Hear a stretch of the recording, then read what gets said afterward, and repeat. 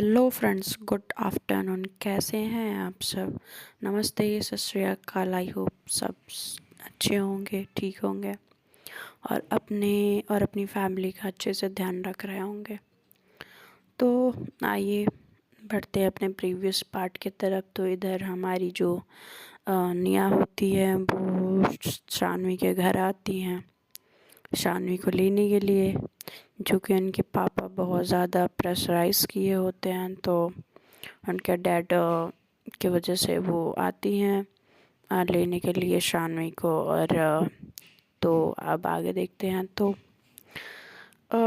सब कुछ होने के बाद निया ना उनके लिए गाड़ी का गेट खोलती हैं ना कुछ। तो थोड़ा सा हमारी शानवी को बुरा लगता है, और जैसे कि ऑल टाइम वो उनको हमेशा स्पेशल फील कराई रहती हैं।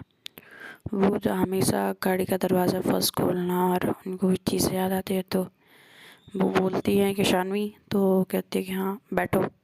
तो ऐसा बोलती हैं तो शानवी फिर गेट खोलती हैं और बैठती हैं, और ये दोनों निकल जाते हैं अपने घर की तरफ, मतलब निया के घर की तरफ। तो निया के घर की तरफ निकलते हैं, फिर पहुंचते हैं तो इनकी जो माता जी होती हैं, जो सोनिया जी होती हैं, तो वो इधर आरती के लिए तैयार होती हैं। तो इनके फादर भी होते हैं। तो वहाँ पे निया कुछ नहीं बोलती हैं। तो इनकी मम्मी कहती हैं कि निया आज ऑफिस मत जाओ। तो कहती क्यों?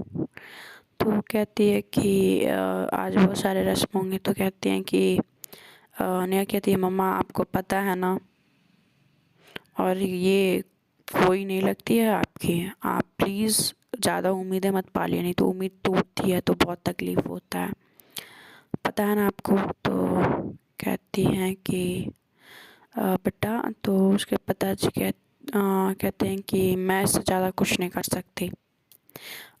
डैड ने कहा इसको लाना है, मैंने ला दिया। अब इसके आगे मैंने बोल दिया था कि मुझसे कोई उम्मीद मत रखना। और वहाँ से भूल के निया चली जाती है, और वो ऑफिस करने लिए निकल जाती है। और फिर ये सोचती है कि मैं इसको कभी माफ़ नहीं करूँगी, और कहती है कि ये इसको बहुत प्यार का बुखार चढ़ा है ना, मैं इसका सारा प्यार का बुखार उतार दूँगी, इसकी ज़िंदगी में ऐसे नर्क मचाऊँगी कि इसको अपनी आप से और अपनी ज़िंदगी से नफ़रत होने लगेगी। ऐसा होता है ना फ्रेंड्स, कि हम जिससे बेहद प्यार करते हैं, कभी कभी हमें उससे बेहद नफ़रत भी हो जाती है, और जिससे बेहद नफ़रत होती है उससे हमें कभी कभी बेहद प्यार हो जाता है। प्यार भी बड़ी अजीब चीज़ है यार। प्यार इंसान को क्या बना देती है पता ही नहीं चलता। ओके, तो आगे चलते हैं। तो हमारी स्टोरी में हमारी जो निया होती हैं वो ऑफिस पहुंचती हैं, और काफ़ी ज़्यादा गुस्से में होती हैं। तो किसी की हिम्मत नहीं होती है कि जाके निया से कोई पूछ ले कि वो इतने गुस्से में क्यों हैं। तो उनकी काम के लिए वो ऑफिस में अपने स्टाफ में से एक जो होता है अर्जुन नाम का लड़का होता है, जो उसका कॉलीग होता है, और उसको बुलाती है और पूछती है कि अर्जुन आज का शेड्यूल क्या है, और बताओ क्या मैटर है, तो जो भी है जल्दी बताओ। क्योंकि उसके जो कंपनी होती है, उसके कंपनी में काफ़ी चीज़ें कुछ गलत हो रही होती है, तो जिसकी वजह से हमारी निया परेशान होती हैं। और कहती कि बताओ क्या चल रहा है। तो कहती है कि मैम, वो बताता है कि मैम हमारे यहाँ से इतने लॉस हो रहे हैं, और पता नहीं हमारा सारा प्लान कैसे लीक हो जाता है। और कहती है कि पता लगाओ कौन है वो गद्दार, उसका सज़ा मैं तय करूँगी। तो कहता है कि ठीक है मैम, मैं देखता हूँ, पता करता हूँ, मैं आपको शाम तक बताता हूँ। तो कहती है कि ठीक है। फिर इधर वो अपना काम में बिज़ी हो जाती है। इधर जो शानवी होती हैं उनका बहुत अच्छे से वेलकम होता है। और जो हमारी चंचल होती हैं, निया की छोटी सिस्टर, और वो पूछती हैं कि माँ ये कौन है, जो कि वो छोटी एज की होती हैं। उनका एज 14 साल होता है और वो बहुत छोटी एज की होती है, क्योंकि वो बहुत उनका बर्थ लेट हुआ होता है, तो इसलिए वो काफ़ी छोटी होती है निया से। तो क्या वो उनकी जो माता जी होती है सोनिया जी बोलती है कि ये तुम्हारी भाभी है और ये तुम्हारी अ, ननद है इकलौती। तो कहती है कि हाय, तो वो एक दूसरे को हाय बोलते हैं। और जो शानवी होती है बड़ी फ्रेंडली नेचर की होती है, और तो वो जल्दी ही एक दूसरे से दोस्ती कर लेते हैं। फिर इधर धनराज जी के फिर पैर छूती है, इधर अपने सासू मम्मी का पैर छूती है। फिर हमारी सोनिया जी कहती है कि बेटा तुम अंदर जाओ और रेस्ट कर लो, काफ़ी थक गए होगे। तो हमारी निया कहती है नहीं नहीं आंटी, तो कहती है आंटी नहीं मम्मी बोलो। तो कहती है कि ठीक है मम्मी। तो कहती है कि तुम अच्छा ठीक है, तुम्हें चलो मैं निया का कमरा दिखा देती हूँ। तो वो कहती है कि ठीक है चलिए। तो ये लोग जाते हैं और कहती हैं कि ठीक है चलो। तो वो जाके फिर निया का कमरा दिखाती हैं, और कमरा दिखाने के बाद कहती हैं कि कैसा लगा। तो कहती है कि बहुत अच्छा है। और देखती हैं कि कमरे में कुछ अच्छा तो होता ही नहीं है। जैसे कि कोई भी सामान अपनी जगह पे नहीं होती, कोई सामान इधर रखिए उधर, पूरा सामान फैला हुआ रहता है।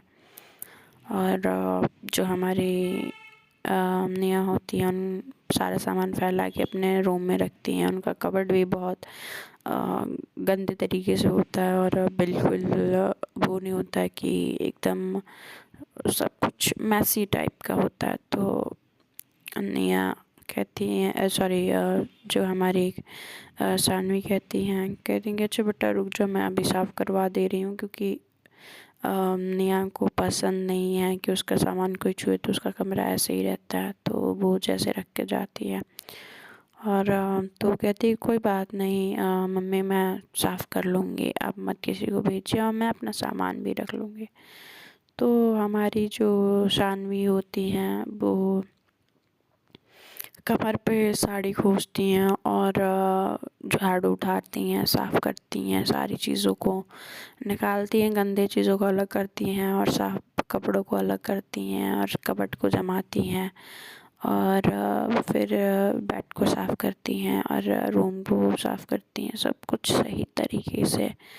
एक होता है ना कि एकदम जमा के रखना सही तरीके से, तो हमारी जो सानवी होती हैं वो करके रख देती हैं। और तब तक ये सब चीज़ें होती है, फिर वो थक जाती है, थोड़ा रेस्ट करती हैं, और फिर थोड़ा टाइम के बाद फिर वो शाम ढल जाती है। फिर निया घर आती है, और घर आती है तो सब लोग हम डाइनिंग टेबल पे बैठे हुए होते हैं, बट वहाँ पे शानवी नहीं होती है। वो तो कहती है कि मम्मी, तो कहती है हाँ। तो शानवी कहाँ है? तो कहती है कि क्यों क्यों पूछ रही हो? तो कहती है कि नहीं बस जैसे ऐसे। तो कहती है कि तुम्हारे कमरे में है? तो कहती है कि तुमने मतलब आपने मेरे कमरे में उसको क्यों रखा? तो कहती है कि जब तुमने उसे शादी की है तो तुम्हारे कमरे में ही रहेगी ना। तो कहते हैं कि बट फिर भी घर में इतने सारे कमरे हैं, उसको दूसरा कमरा भी दे सकती थी ना आप। तो कहती हैं कि क्यों, तुम्हारी बीवी है तो तुम्हारे साथ रहेगी ना, तो वो ज़्यादा बेहतर होगा कि तुम इस चीज़ को आदत डाल लो। तो उसके पिताजी कहते हैं कि जो किया है वो करना पड़ेगा और निभाना भी पड़ेगा, और ऐसे नखरे नहीं चलेंगे, हाँ बोल दो इससे। तो वो सुन रही होती है और वो वहाँ से गुस्से में चली जाती है। और जाती है तो रूम देखती है एकदम साफ़ सुथरा होता है। और इधर हमारी जो सानवी होती हैं बड़े आराम से बेड पे लेटी हुई होती हैं, और आराम से लेटे हुए देख के निया को उसका ध्यान उसके नेक पे जाता है, और उसको ऐसे लेटे हुए देख के उसको अट्रैक्शन फील होता है हमारी शानवी के लिए। मगर एक पल में वो सारा ख्याल जो शानवी के लिए नेहा के दिल में आ रहा होता है वो झटक देती है और कहती है कि तुम्हारी हिम्मत कैसे हुई मेरा रूम साफ़ करने की। तो फिर वो आवाज़ सुनती है तो तुरंत उठ के बैठ जाती है और कहती है कि क्यों, क्या गलत कुछ कर दिया क्या मैंने? तो कहती है कि हाँ, तुमने बहुत गलत किया मेरी चीज़ों को छू के।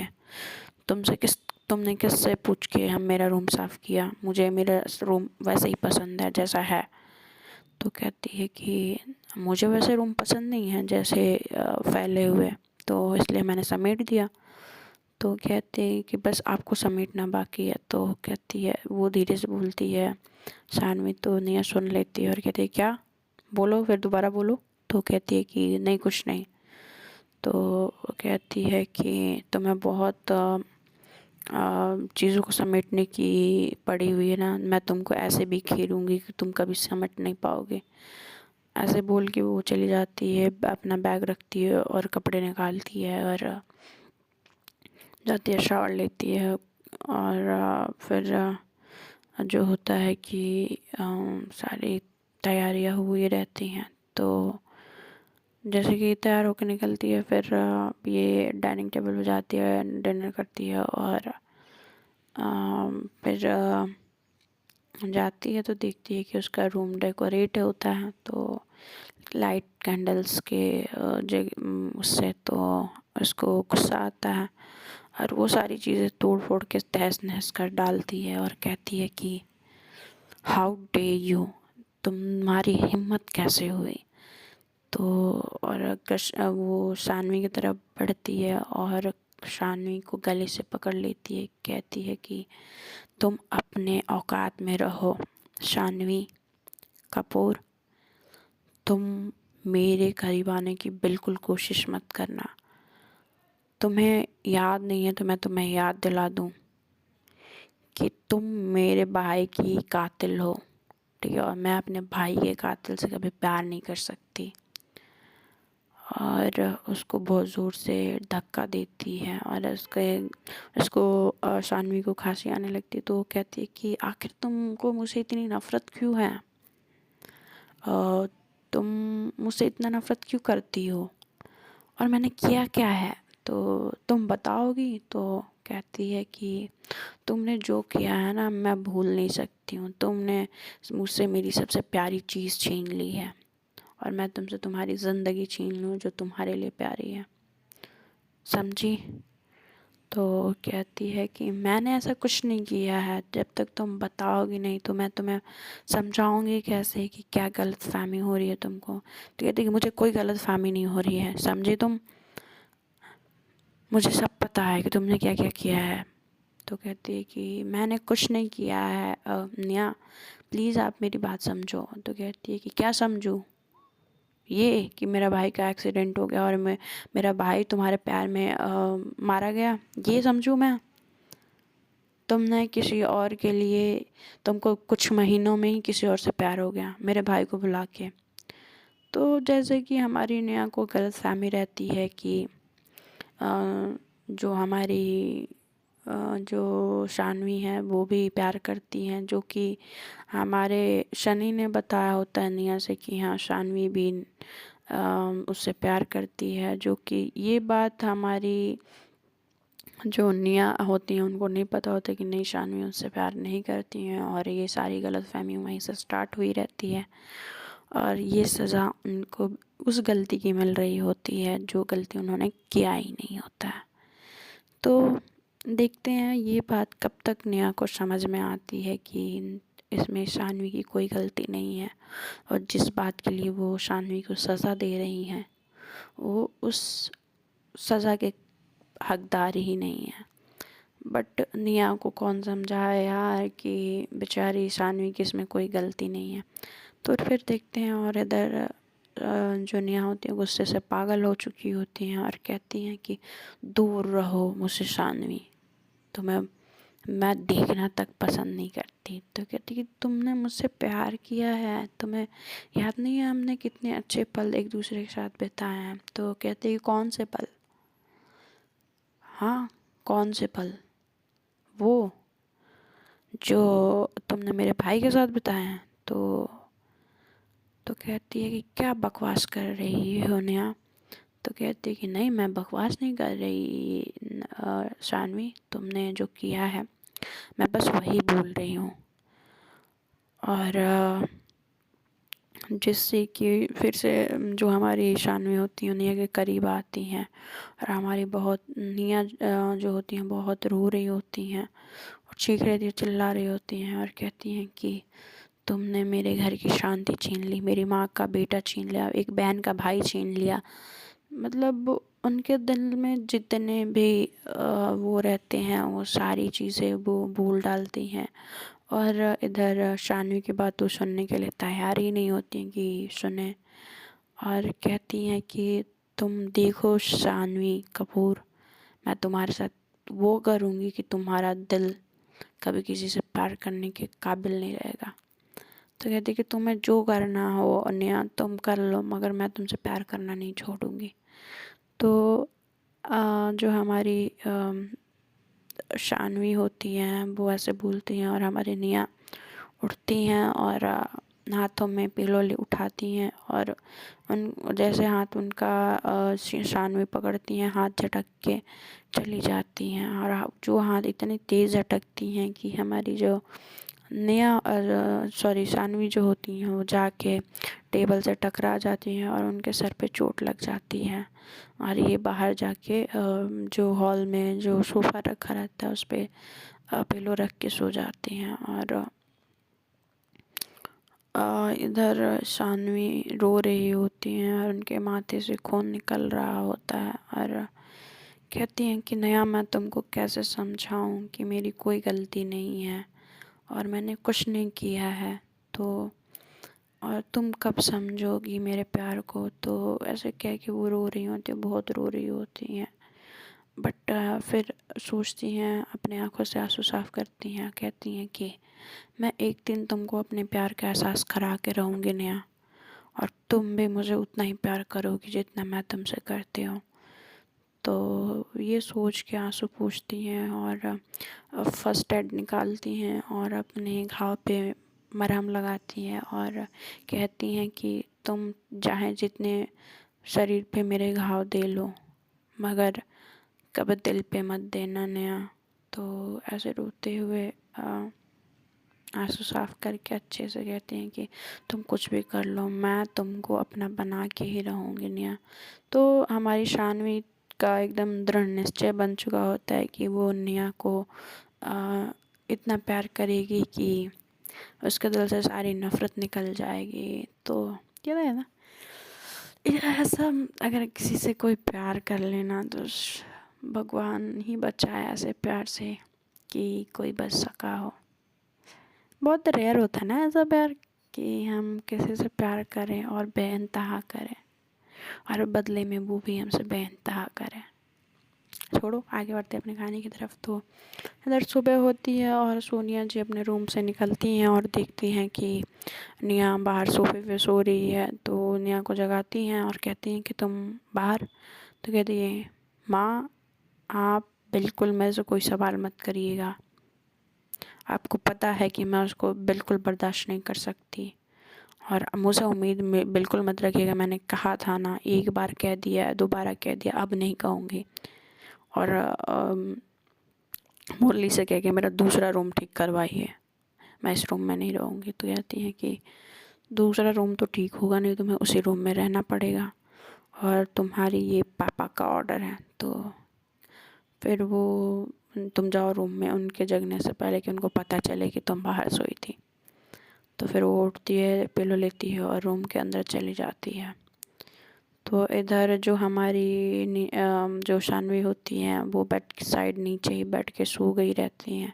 उनको ऐसे देखती है और थोड़ी देर देखने के बाद थोड़ा सा उनको गिल्ट फील होता है। फिर कहती नहीं, फिर ऐसा नहीं बोल के फिर वो वार्डरोब खोलती हैं, अपने कपड़े निकालती हैं और जाती हैं, फ्रेश होती हैं और वो शावर लेके तैयार होके बाहर आती हैं।